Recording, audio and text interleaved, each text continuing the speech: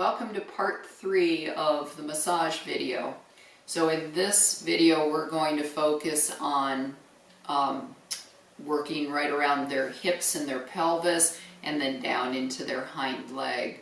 So obviously dogs with hip dysplasia will have quite a few areas that you may find in their hind legs just because of the extra compensation that they're doing from the hip dysplasia and from the associated weakness. So one of the main areas that I really find is a common problem area for them is along the inside of their thigh, along the hip adductors, and up into their groin area. So their adductors actually run lengthwise this way, and the fibers run like that between their hip and their knee. So what I'll do is I'll do some gentle, using my 3 fingers, and then I just kind of anchor my thumb on the outside, and I just do some gentle strumming across those muscles and work my way down to the knee and then back up. If your dog is painful to bring the hip up this far, you can keep it down more in a neutral position and just try to slide your hands down into that groin area to be able to work on those muscles. And are you showing them your adductors? On the front of the thigh are the quadriceps muscles. Those are the same ones as we have in the front of our thigh. So for those, I tend to grab them between my thumb and my fingers, and I'll just do some gentle kneading all the way down that tendon or that muscle. You can also use your thumbs and you can just stroke down the length of the muscle to try to get it to relax and to lengthen. So that's another type of massage technique that you can use in that area. It's just what you find the most comfortable for your hands and what your dog will respond to the most. And then the hamstrings are in the back, so that's a big band of 4 muscles that all work together as a group.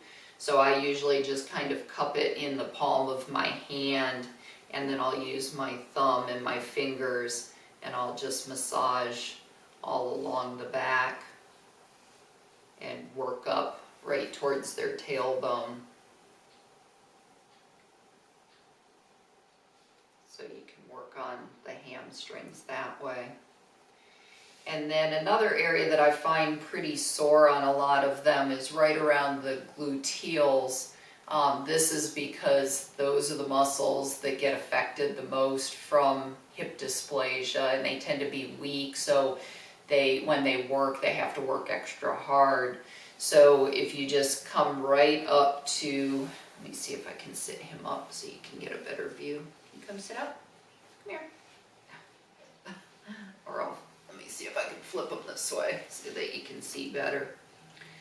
So you can actually feel the top of their pelvis bone. So if you kind of roll back and forth, you'll feel another little hump of bone. So that's the top of their pelvis. So if you slide down just off of the edge of that pelvis, you'll be over the gluteals. There's small muscles that run this way and this way down the hip. So I tend to just use my fingertips, and I'll get in and I'll just do some circular massaging right in along there. So again, this can be an area that can be sensitive for dogs with hip dysplasia, so I would start with very, very light pressure, and then as you know that they can tolerate a little bit deeper pressure, then you can go in a little deeper, and so you can just work right along there.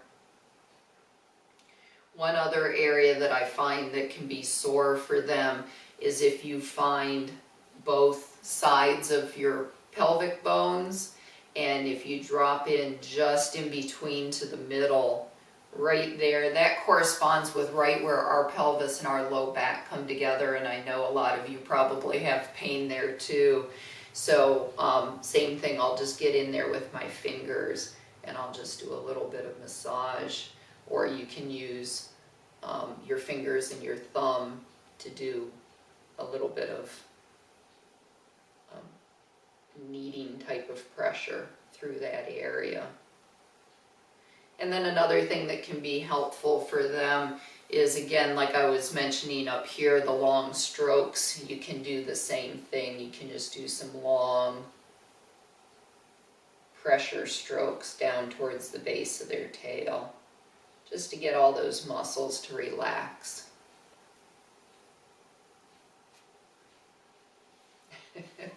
All right, and then we finish with a belly rub because that's what he really likes. Well, I hope you guys found this helpful. Please put in comments below if you have other questions or anything else that you want me to cover, and I can take care of it in another video. Have a good day.